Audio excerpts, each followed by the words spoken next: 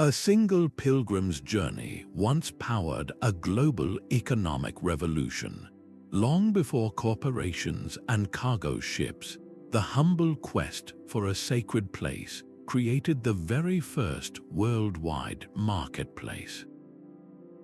By the end of this story, you will see the entire map of the medieval world in a startling new light, where every road to a holy city was also a highway for commerce. How did a traveler's simple need for food and shelter spark a financial network spanning continents?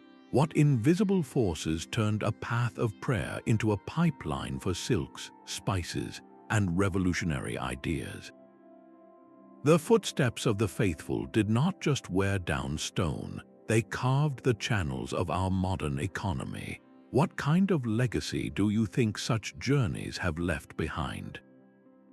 That lone pilgrim stepping onto the dusty road carried more than just faith. He carried the seeds of an economic revolution in his simple needs. Every step of his journey required something: a meal, a place to sleep, protection from bandits. This created a wave of demand that rippled through the countryside. Local farmers found a new market for their grain and wine. Craftsmen discovered a need for sturdy sandals and water skins.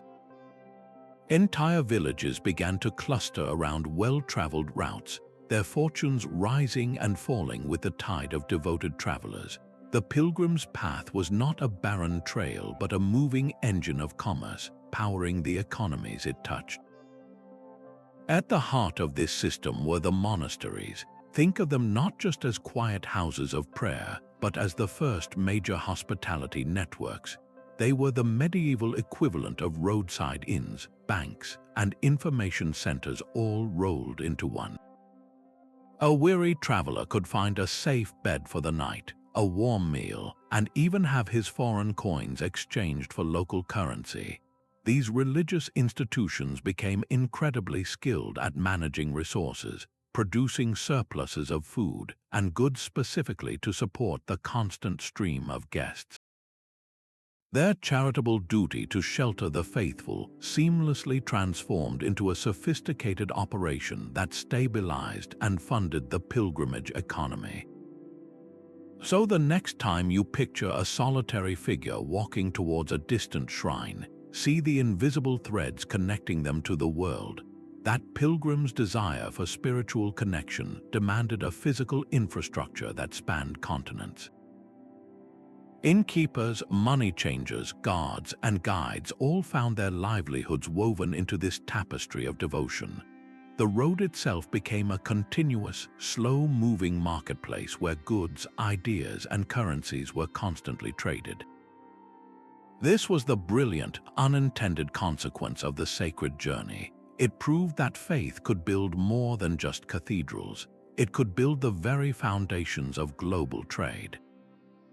But the roads of faith were not confined to Europe. Far to the east, an even grander network was taking shape, one whose name we all know but whose true nature is often misunderstood.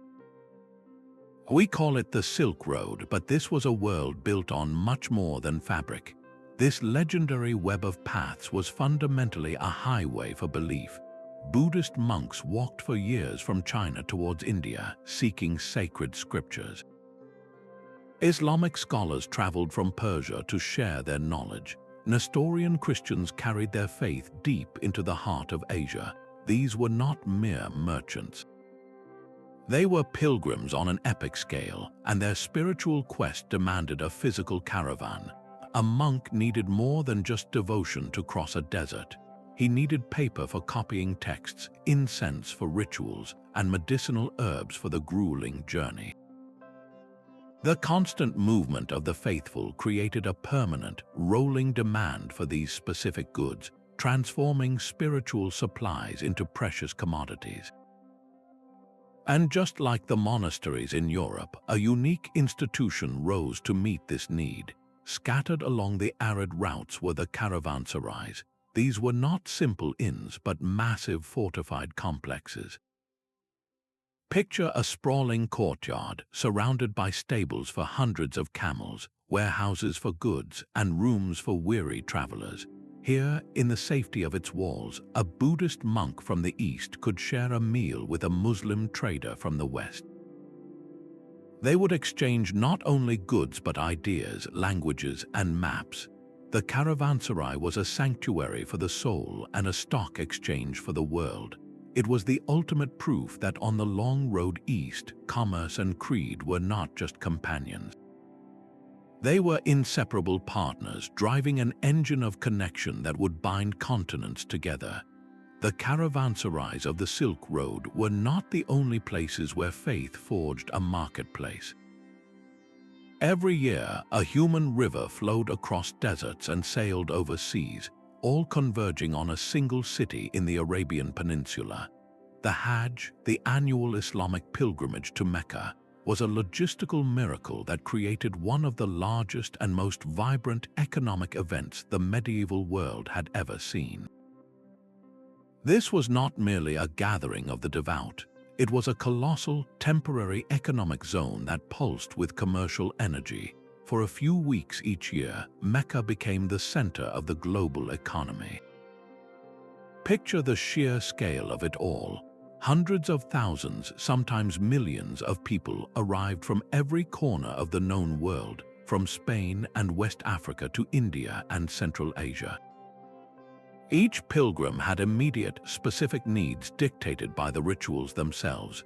They required the simple, seamless white garments known as ihram. They needed provisions for the long stay, water skins for the desert heat, and most importantly, an animal for the ritual sacrifice. This massive, predictable demand created entire specialized industries.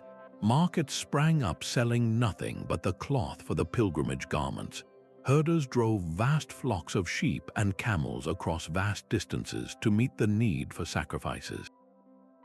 But the commerce did not stop at the requirements of the ritual. This was a merchant's dream.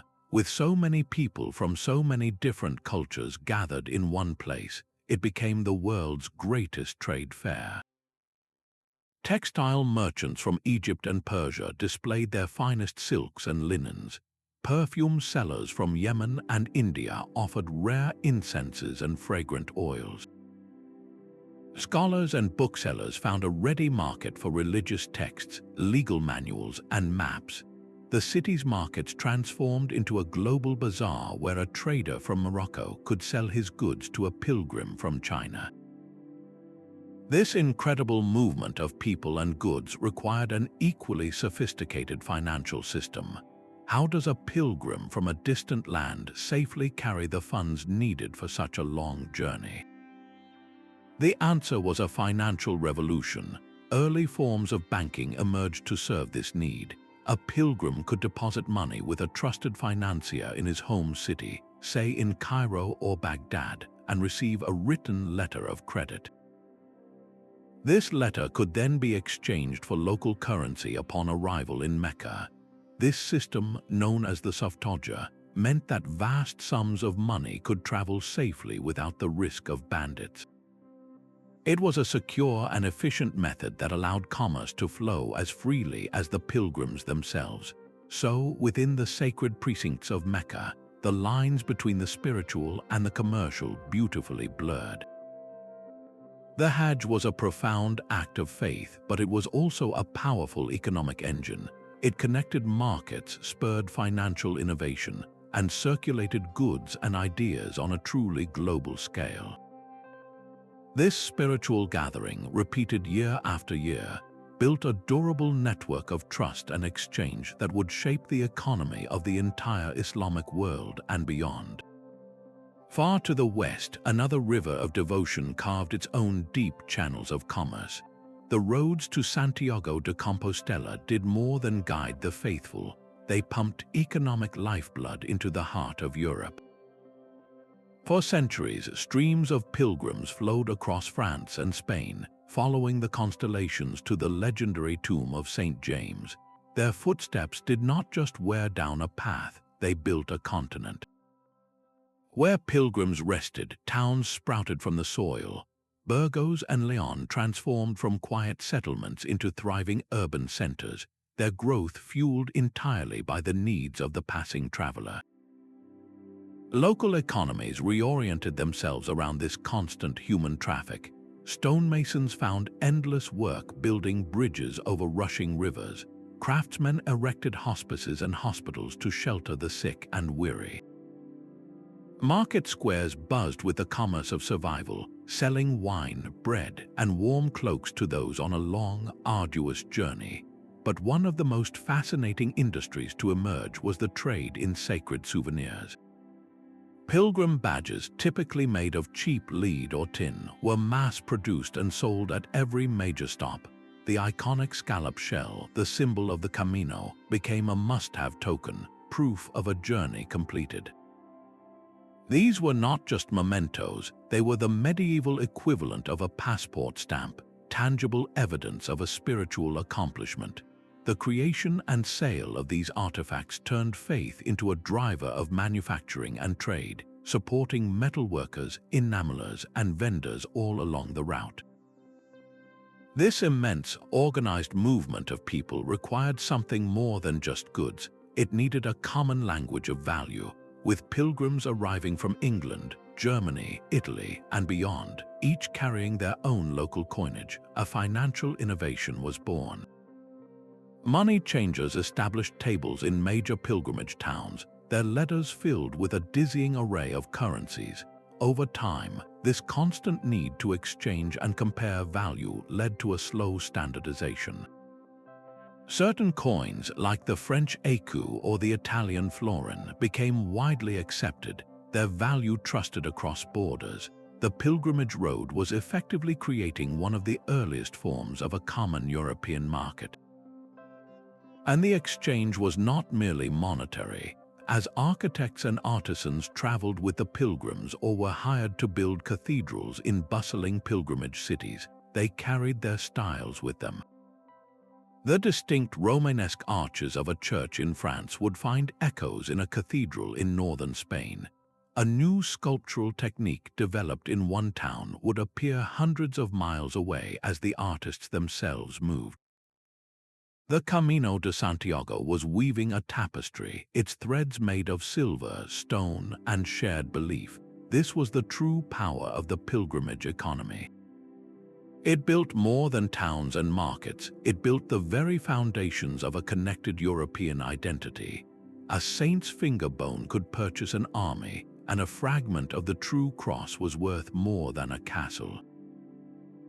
This was the economy of the sacred, a marketplace where spiritual devotion set a price that earthly treasures could not match. The demand for holy relics created a vast and often secretive network spanning continents. Relic hunters ventured into crumbling Roman catacombs or journeyed to the Holy Land, seeking the physical remains of saints and martyrs. Their acquisition was only the beginning.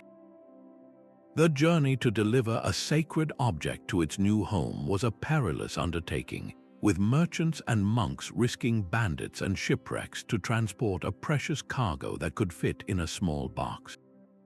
Upon arrival, the relic required authentication.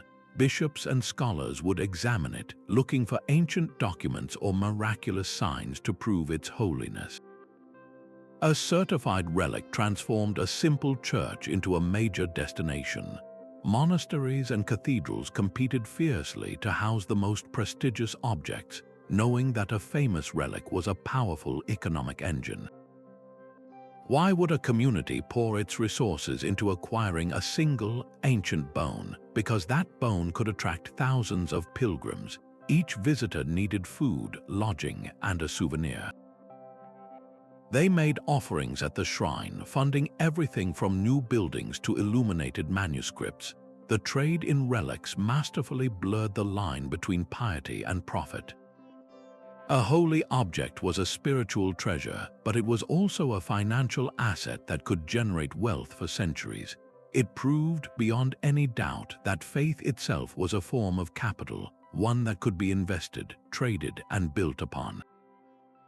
This sacred economy raised a profound question.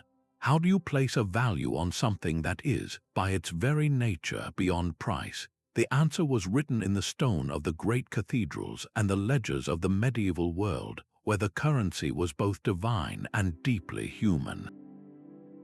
These sprawling monastic orders were the first true multinational corporations of the medieval world. Think of the Cistercian monks robed in white, their influence stretching from the rainy hills of England to the sun-drenched plains of Spain. They were not merely men of prayer, they were masters of logistics and production. Their monasteries were not isolated retreats, but the headquarters of a vast economic network. Each abbey functioned as a regional office, reporting back to a central mother house, all following a unified rule and a shared business model. This international structure gave them a unique advantage. A pilgrim could deposit funds at a Cluniac monastery in France and receive a letter of credit to be honored at another of their houses hundreds of miles away in Italy. This system moved wealth across borders with a security and efficiency that kings and merchants could only envy. Their economic power was built on the land. The Cistercians, in particular, were pioneers of large-scale agriculture.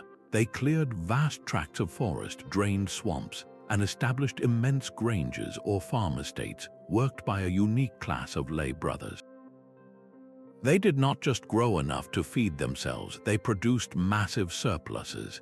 In England, their monasteries became the central hubs of the wool trade, raising huge flocks of sheep and exporting their high-quality wool to the textile cities of Flanders and Italy.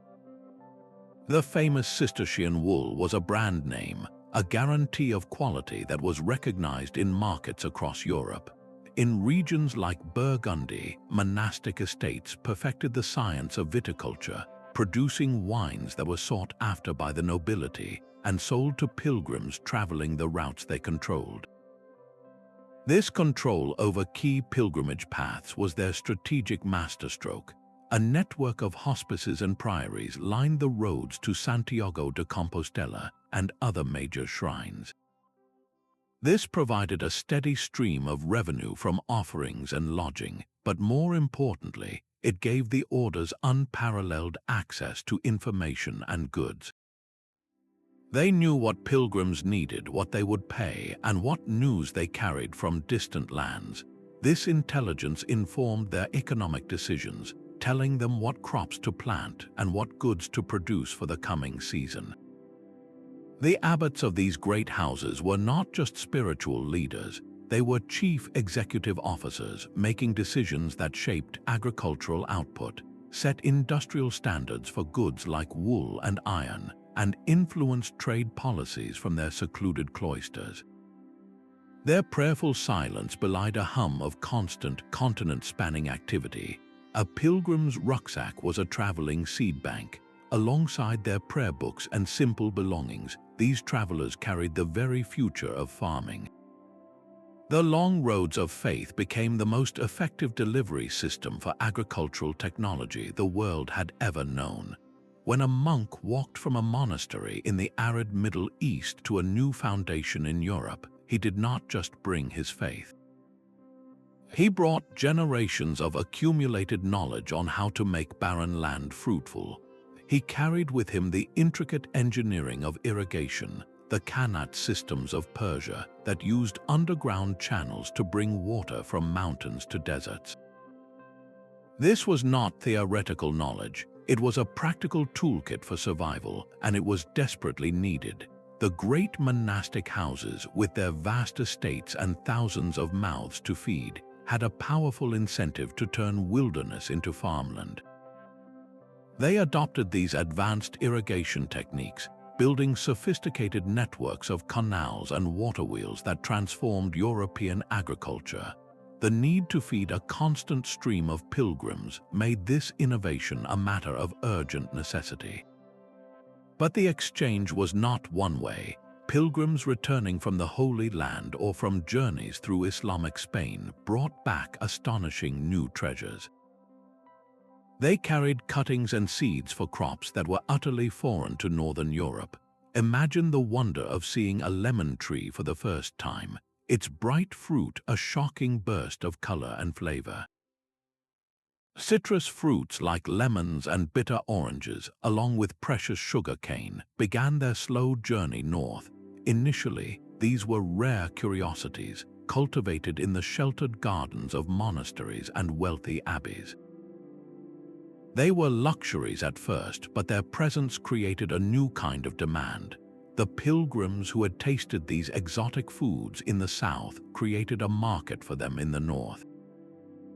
Over generations, what began as a novelty in a monastic garden slowly filtered into local markets, forever changing the European palate. This silent exchange of agronomy was a quiet revolution. A pilgrim might share a new method for grafting fruit trees with a farmer he met on the road. A returning crusader might explain how farmers in the East rotated their crops to keep the soil rich.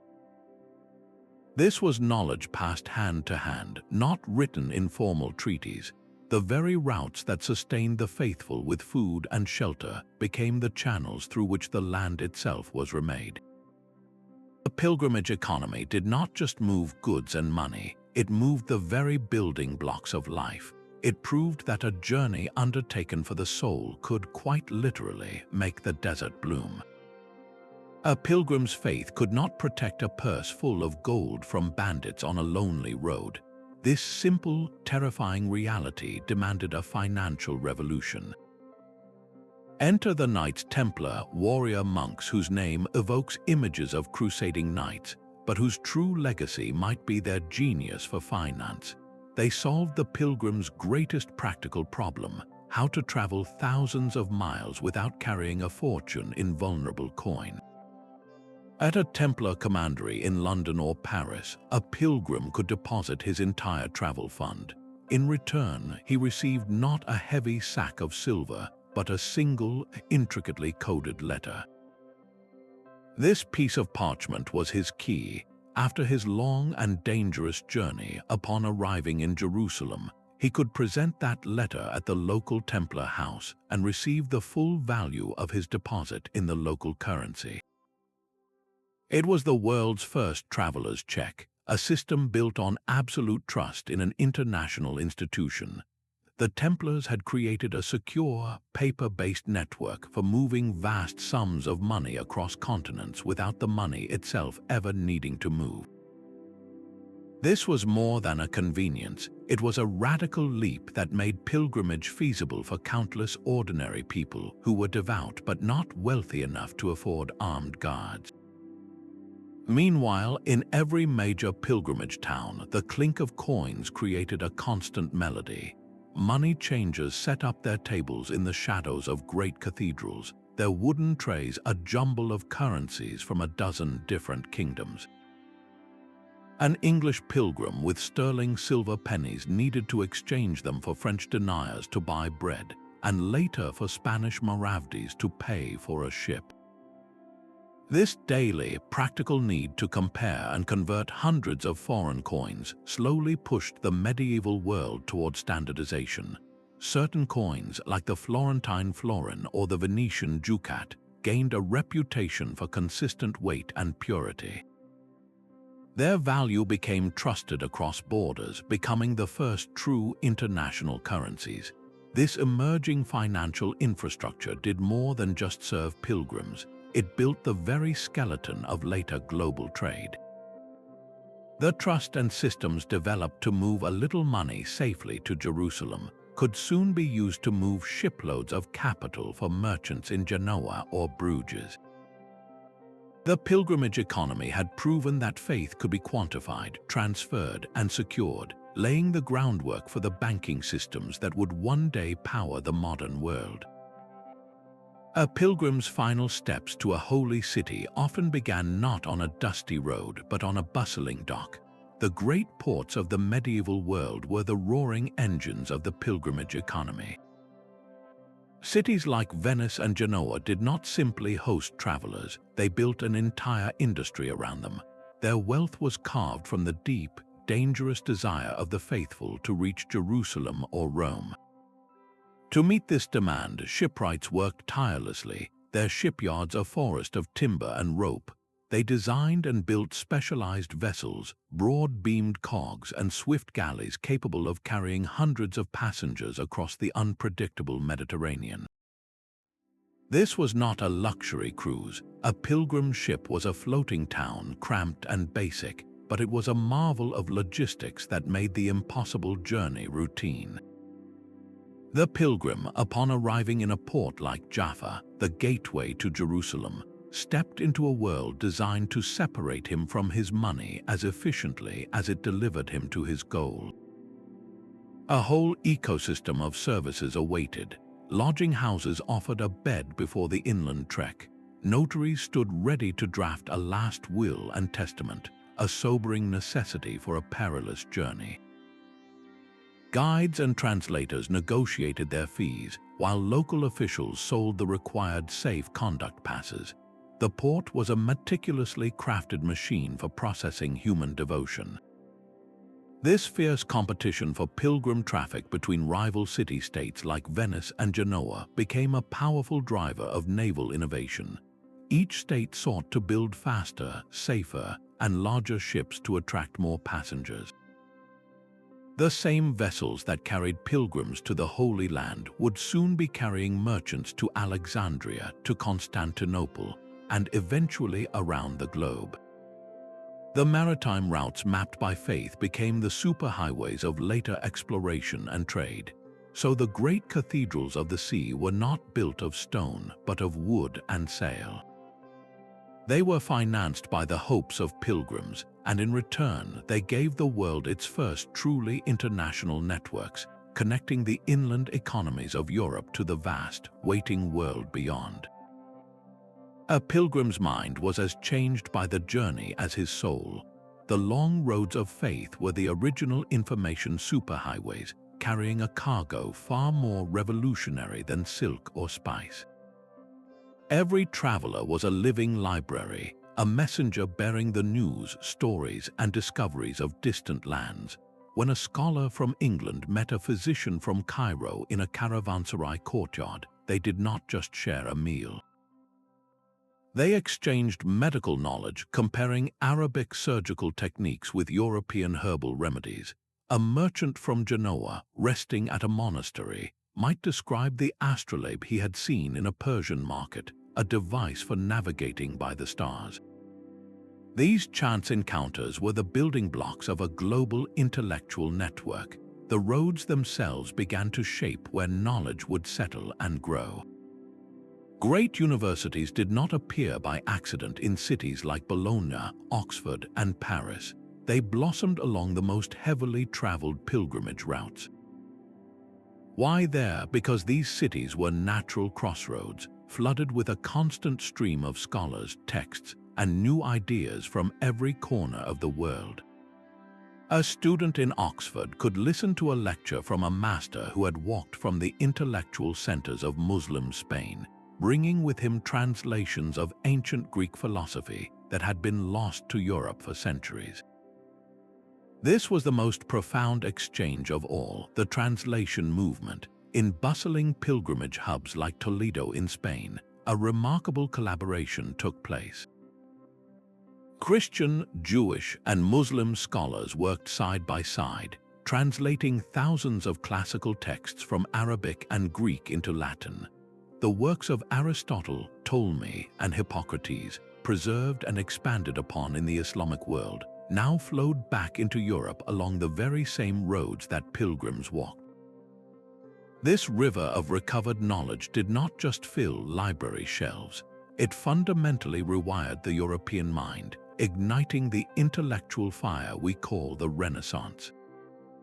The pilgrimage economy had always traded in tangible things, but its most valuable commodity was intangible. It was a thought, a formula, a map of the heavens.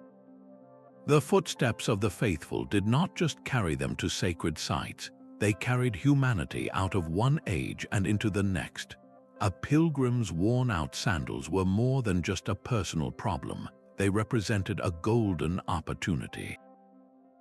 This constant, predictable demand for durable footwear gave rise to a new kind of craftsman, one who specialized entirely in the needs of the traveler. These were the first pilgrim-focused guilds, and their influence would reshape medieval manufacturing. In towns along the Camino de Santiago or outside the great cathedrals, cobblers did not make delicate slippers for nobles. They perfected the art of the sturdy walking boot, designed to withstand hundreds of miles of rough terrain. Their survival depended on their reputation. A pilgrim cheated with shoddy goods would not return, and worse, would spread the word, devastating a town's income. To prevent this, the craft guild stepped in, creating a system of trust in a market built on strangers. They established strict standards for materials and workmanship. A cobbler's guild might decree that all pilgrimage boots must use a double thickness of leather for the sole, or that the stitching must be sealed with wax to keep out water. They also standardized prices, posting lists so a traveler from a foreign land would know the fair cost of a waterskin or a warm cloak. This prevented predatory pricing and ensured that the town remained a desirable stop, not a place to be feared. For the pilgrim, this system was a blessing. He could trust the goods he bought in a guild-regulated town, confident he was not being cheated. For the medieval economy, it was a revolution. The guilds transformed skilled labor from a haphazard trade into a structured profession. A young boy could apprentice with a master craftsman, learning every step of the process over years of training. This ensured that the knowledge of how to make the perfect pilgrim's staff or a weather-resistant wool mantle was preserved and improved upon with each generation. This professionalization extended far beyond simple travel gear. The demand for beautiful, sacred objects created guilds of unparalleled skill. Silversmiths and goldsmiths formed exclusive associations to craft the intricate reliquaries that housed a saint's bone. Their work had to be both magnificent and secure, worthy of the holy contents it protected. Similarly, the need for pilgrimage certificates and prayer books fostered the rise of guilds for illuminators and scribes. These artists developed distinct regional styles that pilgrims would associate with a particular city or shrine, turning their craft into a branded product. The spiritual demand of the faithful did more than just create jobs. It built entire, stable industrial sectors. It provided a consistent reason to train apprentices, to innovate in techniques, and to maintain high quality across a decentralized landscape. The pilgrim, seeking a path to heaven, was unknowingly walking through the world's first quality-controlled marketplace, a system built by faith to serve the needs of the body on its journey to the soul. Yet the commerce of the soul extended far beyond physical goods. A believer could purchase something entirely intangible, a reduction in their time in purgatory. This was the economy of indulgences, a system where spiritual grace was quantified and traded. The concept was simple. The Church held a treasury of merit, an infinite reservoir of good works accumulated by Christ and the saints. Through a donation to a church building fund or a payment for a special mass, a believer could access this treasury and receive a pardon for a specific amount of penitential time. This was not, in theory, the selling of forgiveness, but rather the financial support of a holy project in exchange for a spiritual benefit. The practical effect, however, was a massive flow of capital. These payments became a primary revenue stream for ambitious construction projects across Europe.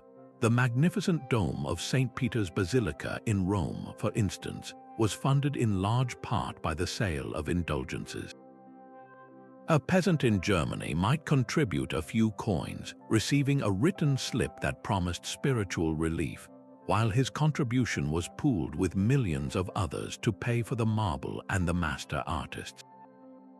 This system brilliantly and controversially transformed abstract faith into a financial instrument. It funded the most breathtaking architectural wonders of the age, but it also raised profound questions about the relationship between wealth and salvation. The very stones of the great cathedrals were, in a very real sense, mortared with the hopes of the faithful for the afterlife. This spiritual commerce did not stop with grand architecture. A whole ecosystem of services flourished around the needs of the soul. Wealthy patrons would endow chantries, paying for priests to say daily masses in perpetuity for the benefit of their families' souls. Monasteries received regular donations in exchange for listing a benefactor's name in their prayers. This created a stable, predictable income for religious institutions, allowing them to plan for the long term and invest in their own economic enterprises, from farming to education. The trade in spiritual services proved that the most powerful economic force in the medieval world was not the desire for silk or spice, but the profound human yearning for peace in the next world. That yearning built the skyline of Europe, one prayer and one coin at a time. A king's wealth was no longer measured just in land but in the quality of his roads. The relentless tide of pilgrims did not just use existing paths, it demanded entirely new ones. This was not about convenience, it was about economic survival. A washed-out bridge or a muddy, impassable track meant that the river of travelers and their money would simply flow elsewhere. Kings and local lords, recognizing this, began to invest in infrastructure on a scale not seen since the Romans. They issued charters for the construction of massive stone bridges like the magnificent Pont d'Avignon in France. These were not just feats of engineering, they were financial instruments. A toll was collected from every pilgrim and merchant who crossed, paying for the bridge's upkeep and filling the royal coffers. The road itself became a source of revenue, transforming the landscape from a barrier into a managed asset. This royal sponsorship created a virtuous cycle. Better roads attracted more pilgrims, which generated more toll income, which funded even more infrastructure. The very path a pilgrim walked was a carefully maintained economic pipeline. Along these newly paved routes, a new kind of business emerged to cater to the traveler's basic needs. Inns and hospices multiplied, creating the world's first true hospitality industry. These were not the grand monasteries offering charity, but commercial enterprises run by local families. An innkeeper's entire livelihood depended on the pilgrim traffic. He needed to provide a clean bed, a warm meal, and safe stabling for animals. This demand rippled through the local economy. Farmers knew they had a guaranteed market for their grain to make bread and their barley to brew ale. Brewers, bakers, and butchers all found steady work supplying the inns that lined the route. A single pilgrim's need for a meal supported an entire chain of local production, from the field to the table. This infrastructure, born from the needs of the faithful, became permanent. The sturdy stone bridge built for pilgrims did not disappear when the pilgrimage season ended.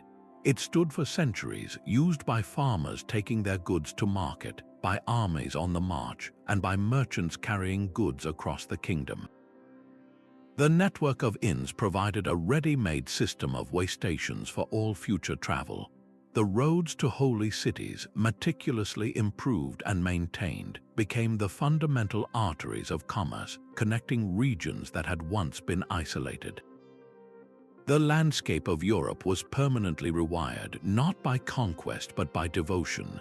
The pilgrim, seeking a path to heaven, had unknowingly paved the way for the modern world. The pilgrim's greatest fear was not hardship but getting lost. This simple human need for direction sparked a quiet revolution in how the world was seen and recorded. Long before satellites, the most accurate maps of the medieval landscape were not drawn for kings or generals but for the faithful traveler. These were not maps of kingdoms but maps of journeys. They detailed the only things that truly mattered: the next well for drinking water, the next sturdy bridge over a raging river, and the next monastery offering a safe bed.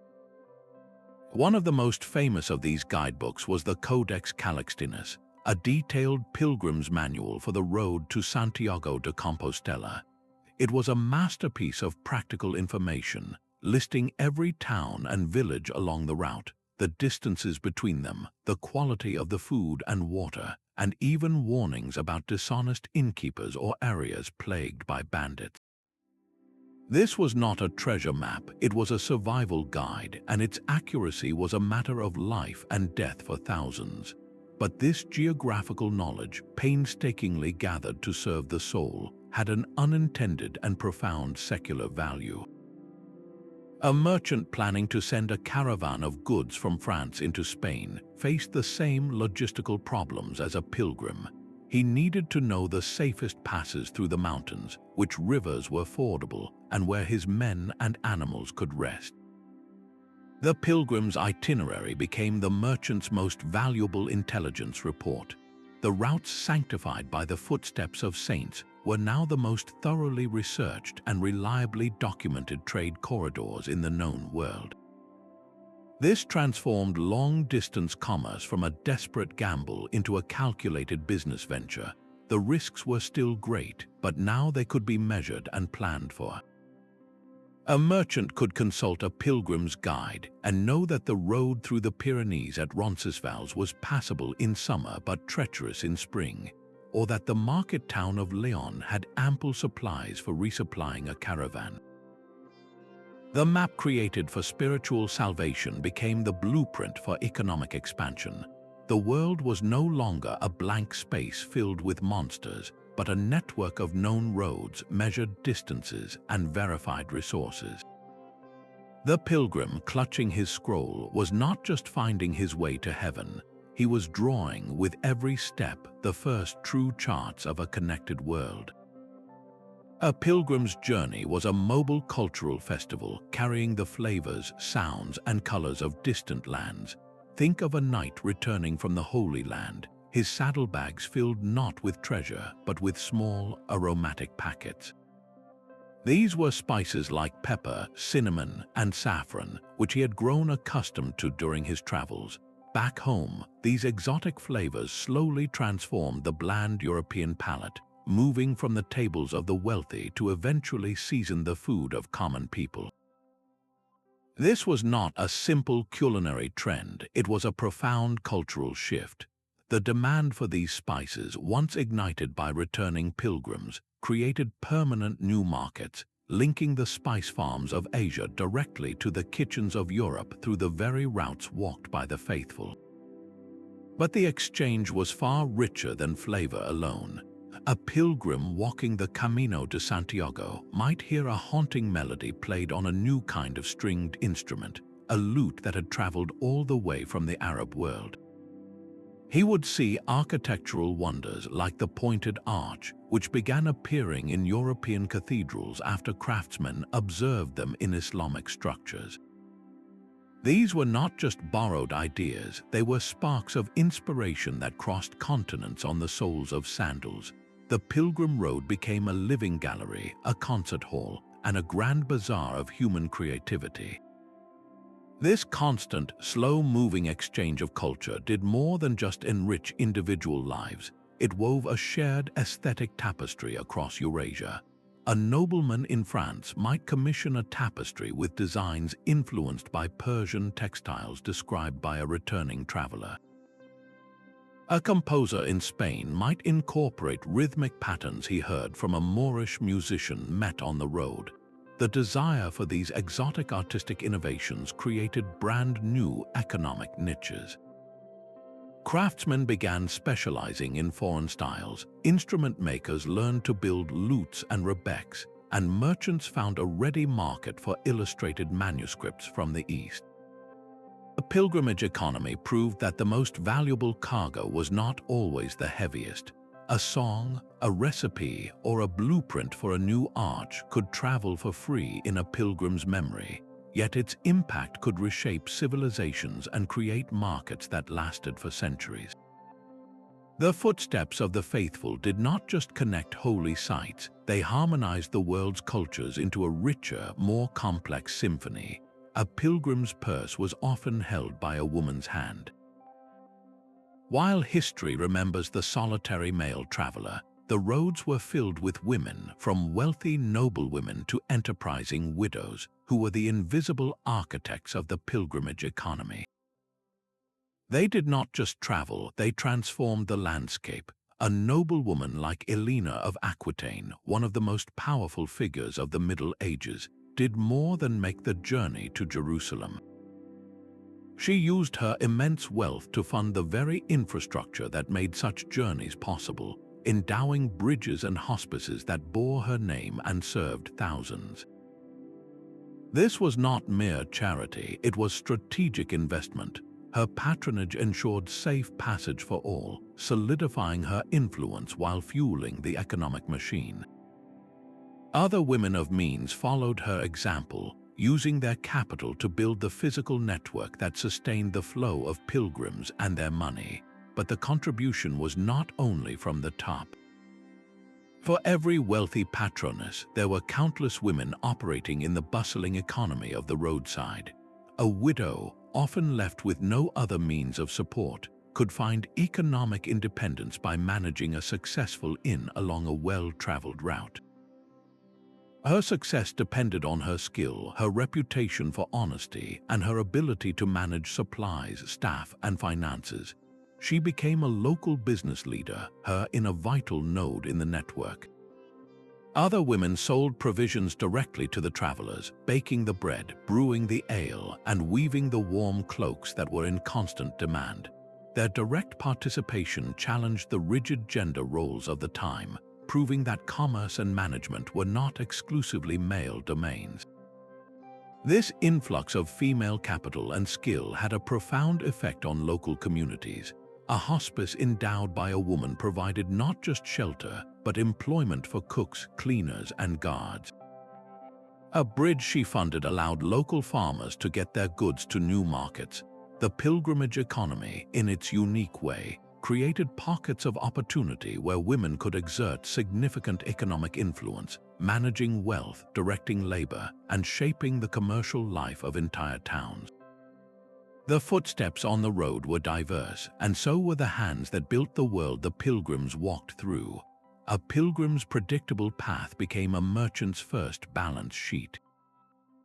The very roads built for devotion created the perfect conditions for a new kind of professional, one who saw the world not as a collection of warring fiefdoms, but as a network of interconnected markets. These were the long-distance merchants, and their rise would quietly dismantle the old feudal order. Their education began on the pilgrimage routes themselves. To succeed, a merchant had to become a master of cultural navigation. He needed to know that a deal was sealed with a handshake in one town but required a signed contract in another. He learned the basic greetings in a dozen languages and understood which local delicacies were prized and which were offensive. This was not a formal education, but a practical one learned in the crowded caravanserais and bustling port markets, the same spaces shared by pilgrims. The merchant absorbed the pilgrims' hard-won geographical knowledge, treating their guidebooks as essential business intelligence. He learned to assess risk not on a battlefield, but on a balance sheet, calculating the odds of a ship sinking or a caravan being delayed by weather. This new expertise, born from the need to move goods safely along the roads of faith, created a form of power that was entirely separate from the sword. The wealth these merchants accumulated was staggering and, crucially, mobile. A feudal lord's power was locked in his land, in the acres of fields and the peasants who worked them. But a merchant's wealth was liquid. It was silver coins in a strongbox, letters of credit from a Templar house, and warehouses full of spices and silk in a dozen cities. This mobility was revolutionary. A merchant could fund a king's war or refuse to fund it. He could bankroll the construction of a new cathedral or a fleet of trading ships. With this financial leverage came political influence. Merchant families began to marry into the lower nobility. They became advisors to kings on matters of finance and trade. their counsel often more valued than that of a battle-hardened duke. In the growing cities, they formed powerful guilds and town councils, creating urban centers of power that operated independently of the local lord's castle. The pilgrimage routes had done more than transport goods, they had transported power itself. The safe corridors guaranteed by faith became the arteries through which economic and political influence flowed, slowly draining the old feudal system of its strength. The world was no longer being shaped solely by those who owned the land, but by those who understood the value of the road. The same roads that carried hope also carried predators. For every honest innkeeper, there was another who saw a weary pilgrim not as a guest but as a target. These travelers, far from home and often unfamiliar with the local language, were uniquely vulnerable. An unscrupulous host could demand triple the price for a thin stew and a pile of straw, knowing the pilgrim had little choice but to pay. Dishonest guides would offer their services, only to lead their charges into a secluded alley to be robbed, or abandon them miles from the nearest village after taking their advance payment. The sacred journey was for some a golden opportunity for exploitation. The most spiritually damaging fraud, however, involved the very objects of devotion. The booming market for holy relics created a powerful incentive for forgery. A merchant might sell a sheep's bone as a saint's finger, or a piece of ordinary wood as a fragment of the true cross.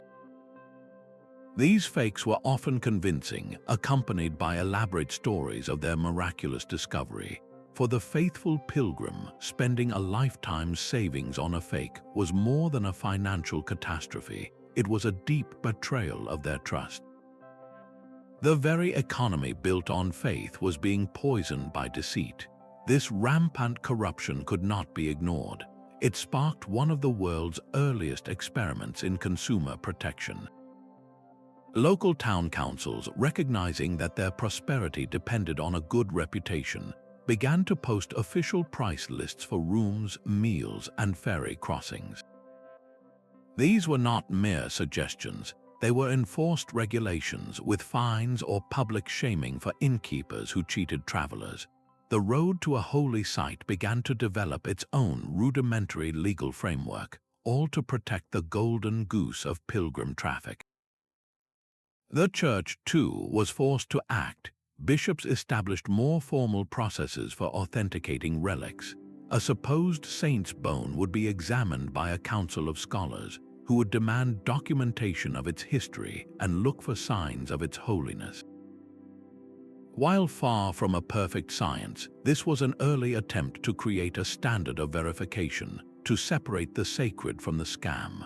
The pilgrimage economy, in all its complexity, had revealed a fundamental truth: that trust is the most valuable currency of all, and that even a journey to heaven needs rules for the road. A sudden spring storm could bankrupt an entire town. The pilgrimage economy did not operate on a steady rhythm, but on a strict seasonal pulse dictated by the sky itself. The roads only filled when the weather permitted, typically from late spring through early autumn. Travel across mountain passes like the Pyrenees was impossible in winter, and the Mediterranean Sea became a tempestuous death trap for ships. This created an annual cycle of boom and bust for every community along the route. Local farmers timed their entire harvest around the pilgrim tide. They knew that the late summer wheat harvest had to be gathered and milled just as the great waves of travelers began to arrive, creating a massive, predictable market for their bread. Vineyards scheduled their grape harvest for the autumn, ensuring new wine was ready for the final push of pilgrims before the roads closed for winter. The entire agricultural calendar, from planting to reaping, was set by the sacred travel schedule. This deep interdependence meant that a single season of bad weather could shatter the local economy. A rainy spring that washed out bridges would delay the pilgrim traffic, leaving farmers with barns full of grain and no one to buy it. A summer drought could mean there was not enough food produced to feed the travelers when they did arrive, causing prices to skyrocket and famine to stalk both pilgrim and local alike. Conversely, a perfect season of mild weather and abundant harvests created a golden age for a town, with commerce flowing smoothly and coffers filling to the brim. This made medieval economies exquisitely sensitive to environmental changes in a way we can scarcely comprehend today. A shift in wind patterns, a volcanic eruption clouding the skies and cooling the planet. These distant events would be felt months later in the empty markets of Burgos or the overcrowded hospices of Rome. The climate was not a background actor, it was a silent partner in the economy of faith, holding the power to grant prosperity or inflict ruin with the turn of a season. A holy war is the ultimate pilgrimage, armed and funded by kingdoms. The Crusades transformed the devout journey into a massive military enterprise, and in doing so, they supercharged the economic connections between continents. This was not a handful of travelers on a dusty road. This was the movement of entire armies, with all their complex needs for weapons, horses, food, and shipping. That scale of mobilization required a financial and logistical machine unlike anything Europe had seen before. The Italian maritime republics, especially Venice and Genoa, became the undisputed masters of this new economy. Their shipyards worked day and night, building vast fleets not for pilgrims but for knights and their retinues. They did not just provide transport, they became the supply line for the Crusader states, ferrying everything from northern European timber to Sicilian grain.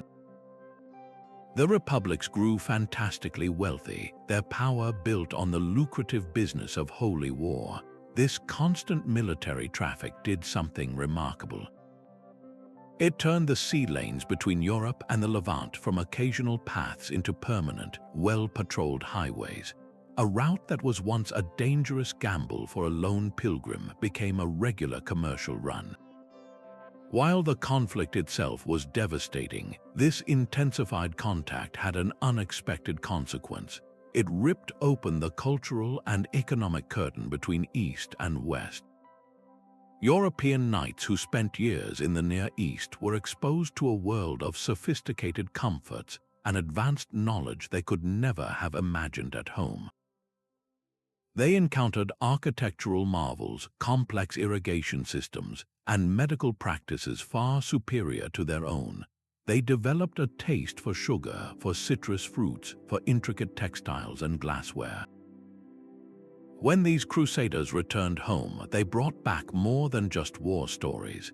They brought back desires. The demand for these Eastern luxuries created permanent markets, ensuring that the sea lanes the Italians had built for war would now be used for a booming peacetime trade. The flow of goods accelerated dramatically, but so did the flow of ideas. The very technologies and scientific knowledge that had supported the advanced societies of the East began to filter back to Europe along these new, robust channels. The Crusaders' sword, wielded in the name of faith, did not just conquer land. It hacked open a doorway for the entire medieval economy to step through. A pilgrim's badge was more than a trinket, it was a form of certified proof. These small, mass-produced tokens, typically cast from cheap lead or tin, were the medieval version of a verified check-in. Upon reaching a major shrine like Canterbury or Santiago de Compostela, a traveler would purchase one and attach it to their hat or cloak. This humble object broadcast a powerful message to everyone they met on the road home that they had completed the arduous journey. It was a silent testament to their devotion and endurance, a piece of the sacred site made portable. But these badges were not merely personal mementos. They were the engine of one of history's first mass-produced souvenir industries. Workshops surrounding major shrines operated with remarkable efficiency, employing molds to cast thousands of identical badges. Some depicted the saint associated with the shrine, like Saint James with his signature scallop shell. Others showed the reliquary or the church building itself. The scale of production was staggering, an early example of industrial manufacturing aimed squarely at the traveling faithful. Closely related were the ampullae, small lead or pewter flasks designed to hold holy water or oil from the shrine's lamps. These were not just containers, they were vessels of blessing. A pilgrim could bring a tangible piece of the shrine's spiritual power back to their village, perhaps to heal a sick relative or bless their fields. The economic genius of this system was profound. The raw materials were inexpensive, but the spiritual value assigned to the finished product was immense. This allowed the shrines to generate a huge revenue stream from countless small transactions. The sale of these souvenirs funded the maintenance of the church, supported the clergy, and financed grand building projects. It was a sustainable economic model built entirely on the intangible value of a spiritual experience. This practice effectively invented the concept of branding centuries before the term existed. Each shrine developed its own distinctive symbols. The scallop shell was forever linked to Santiago, just as the keys of St. Peter were synonymous with Rome. A pilgrim wearing a particular badge was a walking advertisement for that shrine, encouraging others to undertake the same journey. It created a cycle of desire and fulfillment where the object itself became a goal. The memory of the pilgrimage was now something you could hold in your hand, a physical anchor for a spiritual event. In this sacred marketplace, faith was quietly being translated into the language of commerce, establishing an economic principle that would shape consumer culture for 1,000 years to come. The very roads that carried salvation now delivered a sentence of death. The Black Death rode into Europe on the same ships and along the same well-trodden paths that pilgrims had sanctified for centuries. This was the pilgrimage economy's darkest reflection, a grim reminder that the channels connecting the world could carry catastrophe as efficiently as they carried commerce. The plague moved with a terrifying speed that was only possible because of the deeply interconnected world faith had built. A flea on a rat in a merchant's grain sack in the Crimean port of Kaffa could find its way to the bustling docks of Messina, and from there, a pilgrim carrying the unseen pestilence in his blood could walk it directly into the heart of a monastery that had once been a sanctuary. The most efficient network the world had ever known became its most efficient killer. The immediate economic collapse was total. Markets fell silent. Fields lay fallow. With as much as half the population dead in some regions, the entire system seized up. Who was left to grow the food, to make the goods, to walk the roads? The river of pilgrims slowed to a trickle, and the towns that had grown fat on their traffic faced utter ruin. But from this absolute devastation, a strange and powerful new force emerged, the power of the surviving laborer. A peasant who had once been tied to his lord's land with little more than his subsistence now found his work was a rare and valuable commodity. There were simply not enough people to do all the work. For the first time, he could demand higher wages for his labor. He could leave his village for a neighboring lord who offered better pay. The old feudal chains, which had bound people to the land for generations, began to rust and break. This was a revolution as profound as any war. The economic foundation of medieval society was shifting under everyone's feet. Lords and guild masters, desperate to attract workers, were forced to accept these new demands. The value of human labor was being recalibrated in real time. This painful restructuring, born from unparalleled death, ultimately paved the way for a more modern economy, one where mobility and skill began to matter more than birthright. The pathways of faith had brought the plague, but the aftermath of that horror forced the world to reconsider the very value of a human life and its work. The pilgrim's journey was about to be flattened onto a page. A new invention in a German workshop would soon transform the sacred road, not by changing its path, but by replicating its map for everyone. The printing press did not just produce books, it manufactured certainty for the aspiring traveler. Before its rise, a pilgrim's guide was a rare and costly treasure, painstakingly handwritten by a scribe, its information often outdated or incomplete. Now, for the price of a few meals, any farmer or craftsman could own a printed itinerary.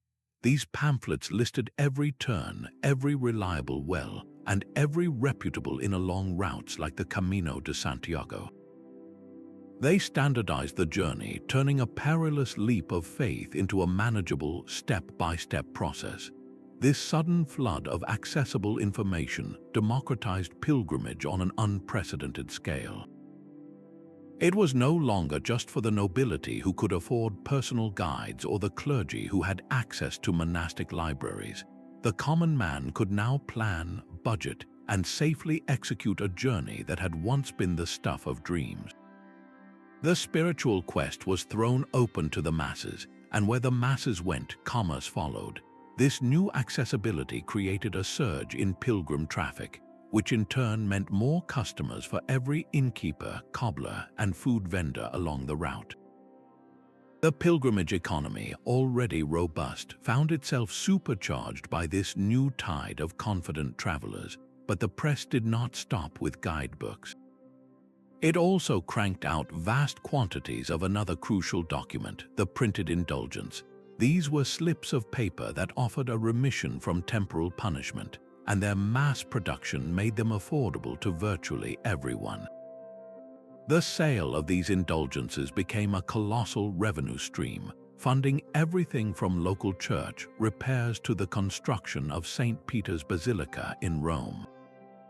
The spiritual economy was now operating with the efficiency of a modern factory, its products rolling off the presses in identical, numbered batches. This created a brand new industry, the faith-based publishing house.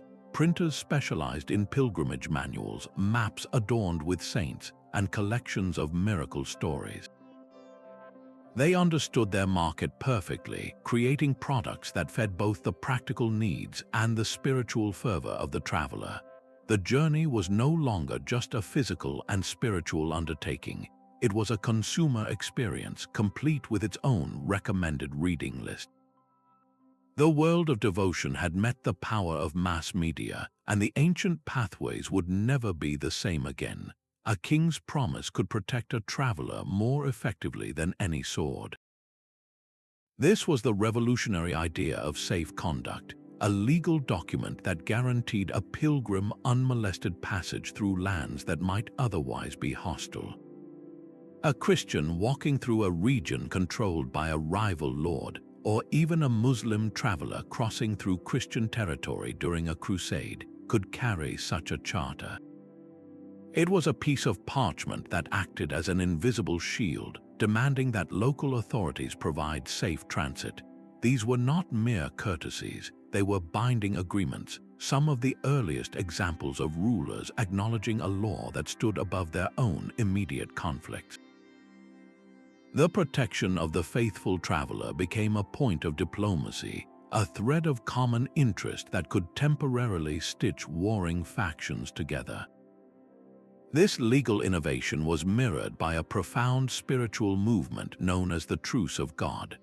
Bishops and councils across Europe declared that from Wednesday evening until Monday morning each week, and throughout all of Advent and Lent, all acts of violence were forbidden. This was not a vague hope for peace, it was a formal ecclesiastical decree. While difficult to enforce universally, it created protected windows of time where a pilgrim could walk the roads without the constant fear of local warfare or banditry sanctioned by feuding nobles. The roads to sacred sites became corridors of calculated peace. What began as a necessity for the soul soon proved essential for commerce. A merchant carrying a valuable cargo of silks needed the same guarantees of safe passage as a pilgrim with a simple staff. The legal principles first established to protect the faithful, the recognition of neutral travel, and the immunity of non-combatants, slowly hardened into customary law. They formed the bedrock of later agreements that would protect ambassadors, guarantee the safety of trading vessels, and underpin the modern laws of war and international trade. The pilgrim's vulnerable body, in its need for safety, had helped draft the first rough sketches of a world governed by rules, not just by force. The pilgrim's staff was slowly traded for a sketchbook and a taste for fine wine. A new kind of journey began to trace the ancient paths to Rome and Jerusalem, but the goal was no longer a shrine. It was an education. This was the Grand Tour, the essential finishing school for young European aristocrats, and it ran on rails built by 1,000 years of pilgrimage. The sons of English lords and French nobles followed the same roads through the Alps that generations of the faithful had walked. They stayed in the same network of inns, hired the same local guides, and relied on the same money-changing services. The physical infrastructure was already in place, perfected by the endless flow of penitents. Only the purpose had changed. Instead of seeking salvation, these young men sought sophistication. They traveled to study classical ruins in Italy, to admire Renaissance art in Florence, and to learn proper fencing in Paris. The sacred journey had been secularized, yet it powered the same economic engine. The demand for guidebooks exploded, but now they detailed the best collections of Roman statuary instead of the most potent relics. The same craftsmen who once produced lead pilgrim badges now crafted fine cameos and copies of famous sculptures as souvenirs. The inns that had offered simple palettes for the devout now upgraded their rooms and menus to cater to wealthy young gentlemen and their tutors. A new class of cultural experts emerged, the cicerone, who were the direct descendants of the pilgrimage guide. These learned men offered their services in cities like Rome and Naples, providing detailed lectures on ancient history and art. Their income now derived from classical knowledge rather than religious lore. This seamless transition proved a profound truth. The economic template forged by faith was incredibly durable. The constant human desire to travel, whether for God or for culture, required the same fundamental supports: shelter, transportation, and information. The river of silver that had once flowed into church coffers now filled the pockets of art dealers, language tutors, and Italian villa owners. The pilgrimage economy had not collapsed, it had simply put on a new coat, proving that the channels carved by devotion could carry any form of human curiosity. Their footsteps did not simply fade into dust, they left behind the very blueprint for our modern world. The banking systems that let you use a credit card in a foreign country have their roots in the Templar letters of credit and the money changers of the pilgrimage towns. The concept of a trusted brand, symbolized by a logo, was first tested with the scallop shell of Santiago and the lead badges of 1,000 shrines. Our international laws guaranteeing safe passage for travelers grew from the medieval charters of safe conduct designed to protect the faithful. Even the roads and bridges we take for granted were often first paved and financed by kings eager to capture the economic windfall of pilgrim traffic. This was the true legacy of the trade routes of faith. They wove a fragmented world into a single, interconnected tapestry, not through conquest, but through a shared, profound yearning for meaning. The next time you navigate a new city using a digital map, pause for a moment. Remember that the first detailed itineraries were written for pilgrims seeking a path to heaven.